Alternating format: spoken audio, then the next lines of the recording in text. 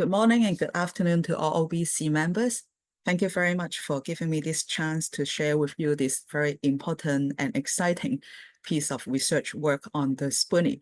I'm very sorry that I can't join you in person today because I'm currently doing some field work in Jiangsu province in China, trying to survey and color mark more Spoonie with some other task force member. It has really been very exciting 6 months for me to be able to follow the journey of K9 and A6 from Thailand towards their breeding ground along China coast where they stop over.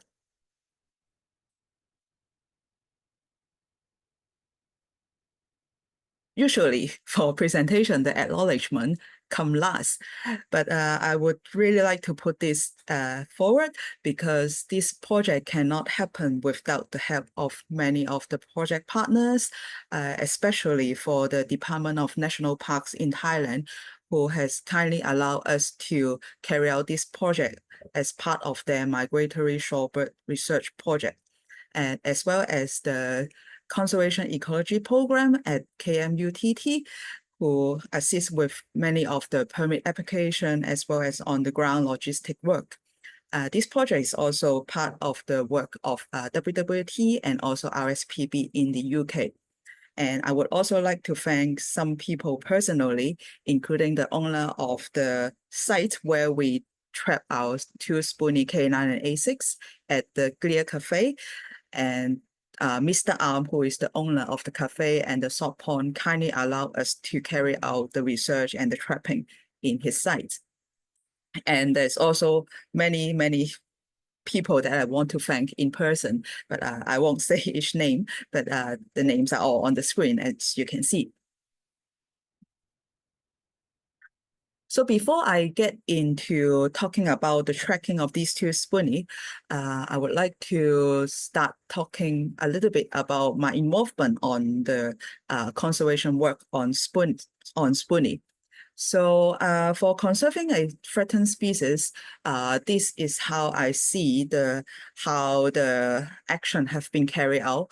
So first of all, if we want to conserve such a threatened species, we must learn more about the current status by knowing their current population size, as well as how they migrate and what sites they have been using along the migration routes each year. So after understanding of the status of the birds, then we can formulate the according conservation strategy and take conservation action to save this species. But after we have taken all these conservation actions, we also have to evaluate the outcome of our actions by monitoring the population again and try to evaluate if our conservation strategy and action have been carried out accordingly. So part of the Spoonie conservation work that I'm heavily involved in is the survey of the world population by doing population estimate. So this piece of work have now been carrying out in China as well as in Thailand and Bangladesh. So by surveying the proportion of color marked individual to the unmarked individual, we will be able to calculate the population size of Spoon-billed Sandpiper. So previous estimate was released in 2020, and the estimate was based on surveys from 2014 to 2019. And it was estimated that there is 490 mature individuals of Spoon-billed Sandpiper in the world, with rates of decline at 8% per year. But a new population estimate is about to come out, and we found that the decline rates have slightly reduced from 8% to 5%, which is a very good news. However, if we think about the 5% decrease, which means of 400 something Spoon-billed Sandpiper existing in the world, each year there might be 20 of them disappearing. So if we are not taking further conservation action to save the species, we may not be able to see Spoon-billed Sandpiper in 20 years' time. That's why another piece of important research work that the task force is carrying out is to color mark as many spoonie as possible so that we can understand their migration strategy and carry out conservation work along the sites that they have been using along the flyway. So since 2012, the task force have been color marking spoonie at their breeding ground in Chukotka, as well as stopover sites in Kamchatka and Jiangsu province in China, as well as in wintering sites in southern China, and most recently also in Thailand, to color mark many spoon-billed sandpiper as possible so that we can know these birds individually. So up to now, more than 700 spoon-billed sandpiper are carrying color marks. Of course, not all of them are still surviving, but then we have also collected more than 2,000 records of resighting along the whole flyway, which help us understand a lot about the migration of these species. So why do we need to color mark the spoon-billed sandpiper? I would like to share this by telling the story of white P7, which is also a bird wintering in Thailand that I have encountered over the past 2 winters. So first of all, why we need to color mark spoonie is to try and understand their survival rates and lifespan. For P7, it have been marked in July 2015 in the breeding ground as a head starting chick. So it is now 9 years old, and it makes it the oldest surviving head starting birds at the moment. So not only in Thailand, it have been seen every year since it have been marked. Recently, in last year in autumn, as well as a few days ago, it have been seen again in Tongzhou Bay, which is in southern Jiangsu province in China. So not until after nearly 8 to 9 years that it have been marked that we recently discovered is stopover sites in Jiangsu. So that's very exciting news. And other than wintering ground and these 2 resighting in the stopover sites, it have only been seen once in Chukotka in June 2017. So we are not sure where white P7 breed yet. And the third thing that why we are trying to color mark spoonie is to work out the population estimate and to see how the trend of the population is changing. So P7 have been a very helpful friend of us so that it allows us to do a local population estimate of the number of spoonie winterings in Thailand. So by observing the ratio of marked and unmarked bird in Thailand, we are able to work out that there are about 10 individual of spoon-billed sandpiper wintering in Thailand, which is quite close estimate to the actual count. And of course, all these stories are really interesting, and these make very good publicity, and which will help raise the interest from the public to help conserving spoonie.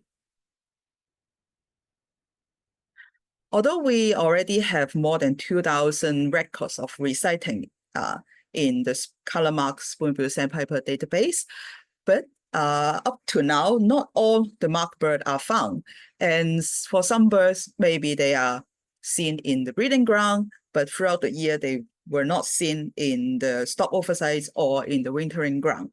Or vice versa, some of the birds which have been marked at the stopover sites in Jiangsu province have not been seen in the breeding ground. There have only been 2 records of the yellow-flagged spoonie, which were marked in Jiangsu province, ever seen in the Chukotka breeding ground. So there must be another breeding ground exists somewhere. So, and also many of the birds marked in either the breeding ground or the stopover sites are not seen in the wintering ground each year.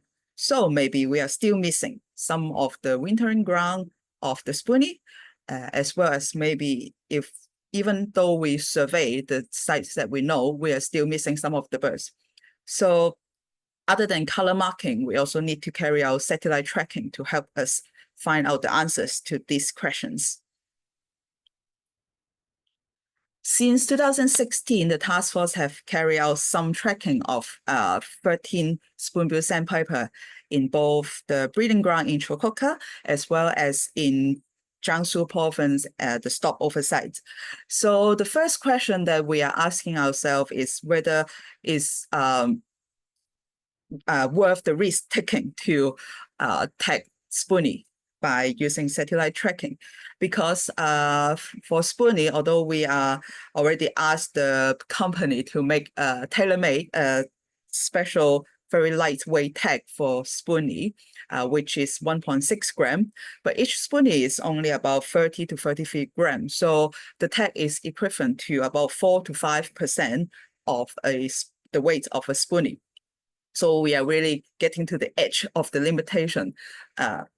You can imagine if you are carrying a very heavy backpack to climb up the mountain, or you need to run with a heavy backpack, then it might have some effect on you.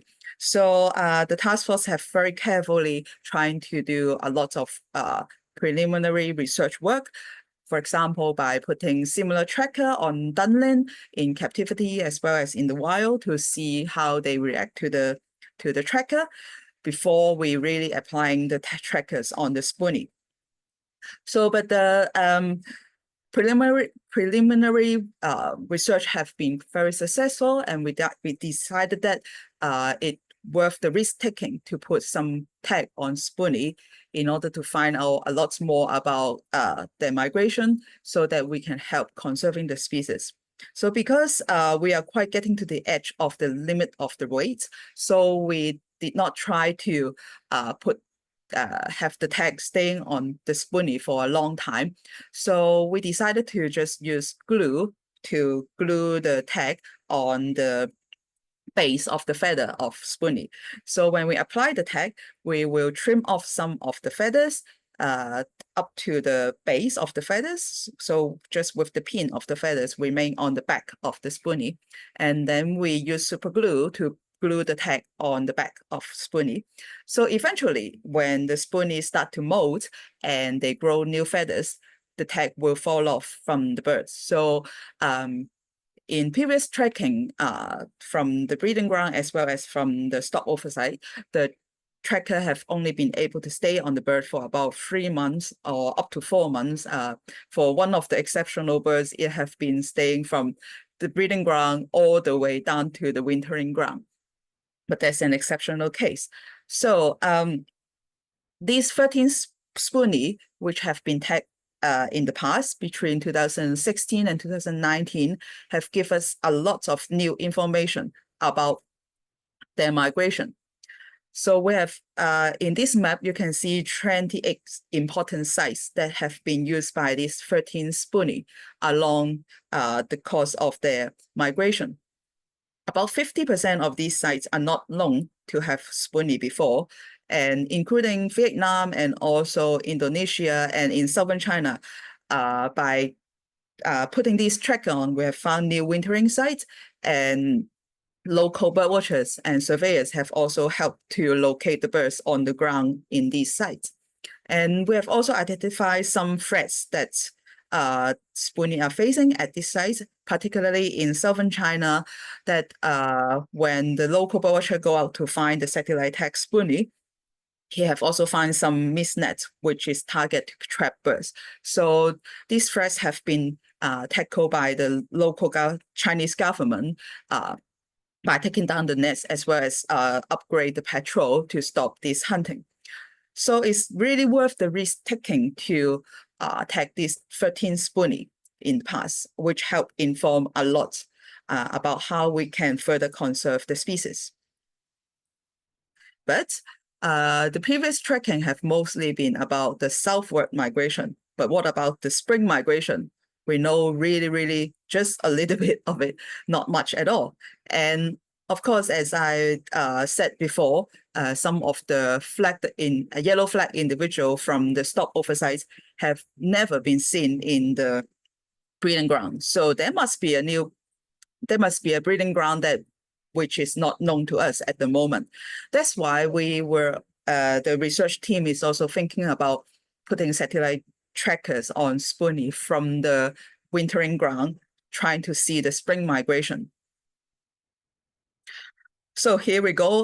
The first attempt that we're trying to make catching Spoonie was in 2023. In February and March, I visited Thailand, 2 sites, including Koh Kam as well as Pak Tale, trying to trap Spoonie and put satellite transmitter on them. So what we have been trying to do, because in both sites, from survey back in 2022 winter in December, I found out that Spoonie quite often just feed at the same place in the salt ponds in these 2 sites. So in early 2023, I bring along with me a special trapping equipment trying to catch Spoonie at these 2 sites. So in the photograph, you can see myself as well as some of my colleagues in Thailand trying to camouflage the netting as well as spreading water on the area that we have set the trap, trying to attract Spoonie to feed along that earth bund along the water edge and eventually get into our trap. But unfortunately, because it's the first year that we attempt to catch Spoonie with this special trap, there have been some equipment failure. I actually did have Spoonie entering the trap, but unfortunately, the trap didn't quite close properly. So we missed the chance to catch 2 Spoonie at each of these sites. After all the attempts in 2023, I try again in early 2024 to another site in the east coast of the inner Gulf of Thailand called the Clear Cafe.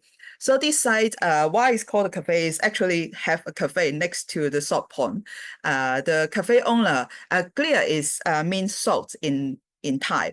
So the owner of the salt pond also operate a cafe at his nearby his salt pond, trying to attract more tourists.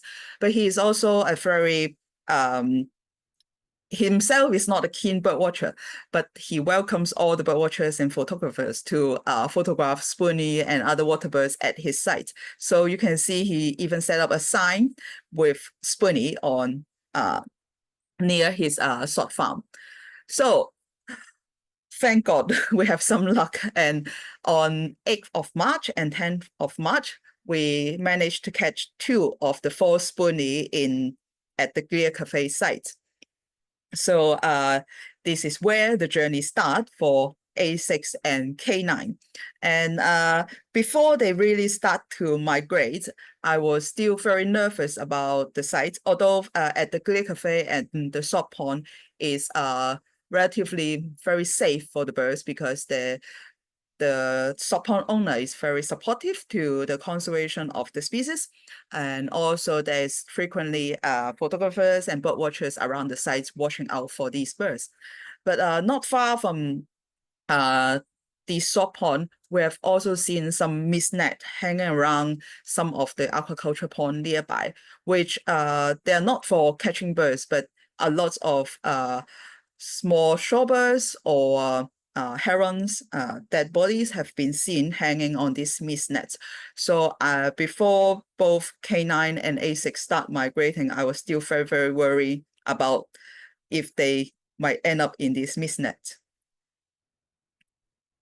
But luckily, finally, after about a month, K9 and A6 make a departure from the Clear Cafe.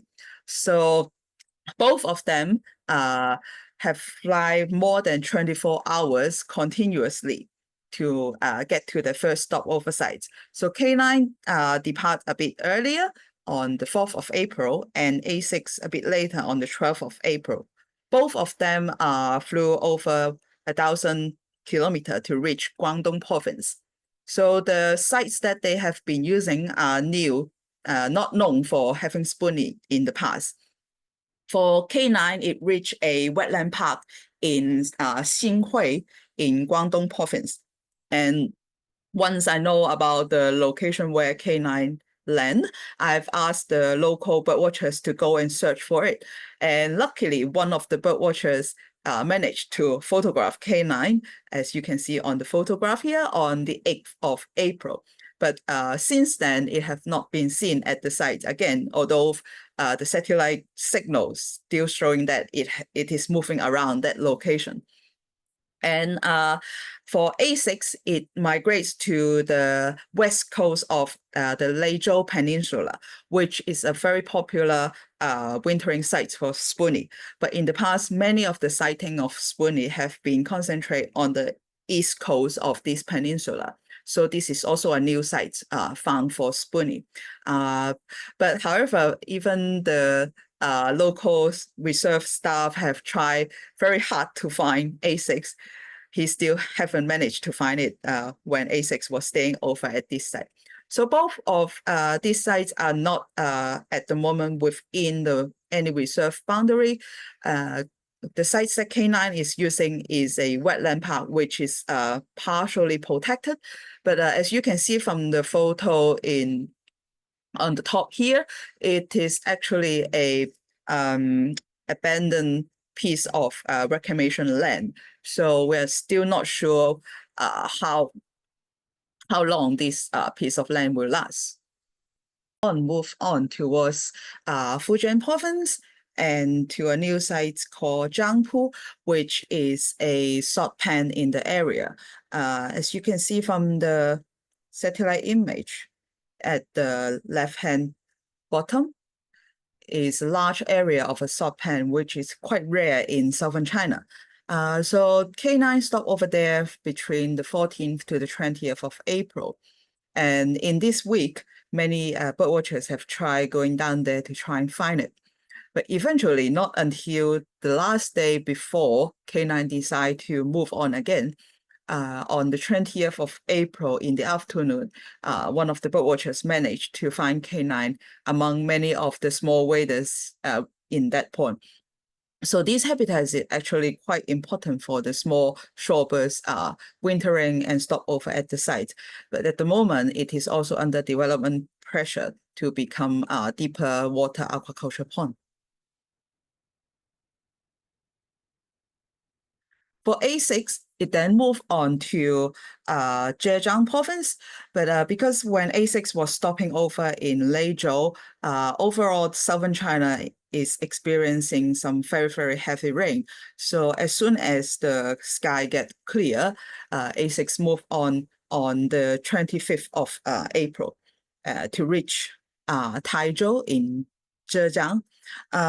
When A6 start getting through to Zhejiang, I start worrying because at the moment there's a very important threat at that site, which is there's an area which is very important for raising razor clam on the mudflat. So many of the farmers who is raising the clam are setting up nets along the coast on top of the mudflat to try stop birds from eating their crops.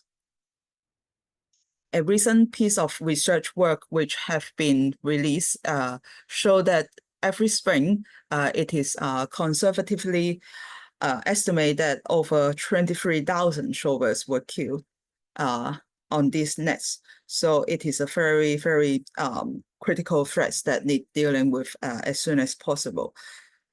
Luckily for both K9 and A6, they managed to get past Zhejiang province to reach Jiangsu province, which they made their longest stop there, which is quite similar to the autumn migration, Jiangsu province being one of the most important area that Spoon-billed Sandpiper are using. So K9 stopped in Jiangsu province for 19 days, while A6 stopped over there for 26 days. But even though both sites have been known for spoonie for a long, long time, more than a decade, but there are still threats that need tackle at these sites. For K9, it stopped over in the southernmost site for spoonie in Jiangsu province called Dongling, which is also my favorite site for watching spoonie. You can see on this photograph a big piece of grassland rather than a mudflat. This place used to be a mudflat, but then it was heavily invaded by the invasive plant species called Spartina, which is a very critical threat along the whole eastern coast of China. But luckily for recent year, the Chinese government have released a policy saying that by 2025, over 90% of the Spartina need to be removed by 2025. So recently, we have been seeing diggers working along Jiangsu coast, trying to dig out many of the Spartina. So the area which used to have 2 kilometer wide Spartina have now been cleared as mud flat again.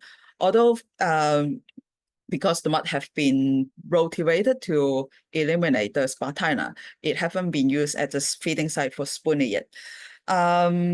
So some good news and some bad news. This area is also proposed to be a solar farm in the area. So at the moment, the building of the solar farm have not started yet, but it seems it will start soon to build solar farm on the mudflat, which will take out a lot of the feeding sites of the spoon-billed sandpiper. For A6, she is a bit more lucky to stop over in Tiaozhini, which is the World Heritage Site and is now protected for spoonie and many other threatened species. But even there's threats of Spartina there, which have recently been dealt with. But then the changes on the tidal flat is also affecting much of the feeding area of spoonie. So that's all about the stopover sites in China for these two spoonie. Eventually, in early May and mid-May, K9 and A6 made their journey across the Yellow Sea to reach the North Korea DPRK. But on the 2nd of June, signal from A6 have stopped in DPRK. So we are not sure yet whether A is just a drop off from A6 or whether she didn't make it further for the migration. But for K9, it continued to migrate north after taking off from the North Korea. It reached the west coast of Sakhalin, which is a site that previously known to be important for spoonie as well as for Norman green shank.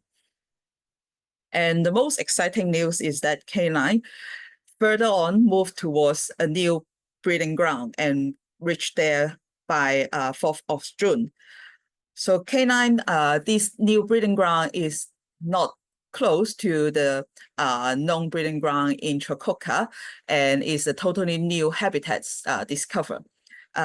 In this map, you can see I haven't pinpointed the new breeding ground because at the moment, hunting and also collection of specimen in Russia is still one of the threats for spoonie. So the research team decided that we should not disclose the new breeding sites yet until we are sure that it will be safe from the hunting pressure. So K9 stay in this new breeding ground from 4th of June until the 7th of August, which is the normal period of time for a mature male staying in the breeding ground to breed successfully and raising its chick. So we sincerely hope that a K9 did manage to have some offspring in the new breeding ground. And it departs the breeding ground on the 7th of August, returning south, stopping over on the west coast of Kamchatka. You can see from this map, it's the location C4 to the furthest right of the map. And then further stop over back to the west coast of Sakhalin, where it stopped over earlier during the northwest migration. And also return back to the DPRK sites for 3 days, which is the same site is used during northwest migration. So all these 3 sites have previously been used by the tagged individual from the breeding ground. So these are really critical sites for spoonie during their southward migration. And even better news, K9 have made it safely back to Jiangsu on the 30th of August evening. And it was even found by a local photographer on the 5th of September. I was very, very excited to know about that. And also one of our task force member, Nigel Clark, he managed to see Yellow Flag HU together with K9 together on the 6th of September. Yellow HU is one of the first satellite tag spoonie that the team tagged in 2016. So it is quite amazing to have two different generation of tagged spoonie together in one piece of roosting area. As of today, the transmitter on K9 is still transmitting, but we are expecting it to drop off in the coming couple of weeks as K9 modes out its breeding plumage. So these have been a really exciting journey for us, as well as for K9 and A6. So what we have learned from this 6 months, most critically, is we have learned some new spring stopover sites, as well as prove that some of the previously known sites have been very important for spoonie during southward migration. And there's many more threats to be resolved along all these sites. Of course, the most exciting is that we found a new breeding site of spoonie, and the researcher in Russia, our partners, will try to investigate these new sites in the next coming field breeding season. So next we need to do is to continue monitoring the population of spoonie, as well as trying to evaluate whether we should be putting more continue to put more transmitter on spoonie to find out even more about the spring migration. So that's the end of my presentation. Thank you very much for staying and listening to this talk.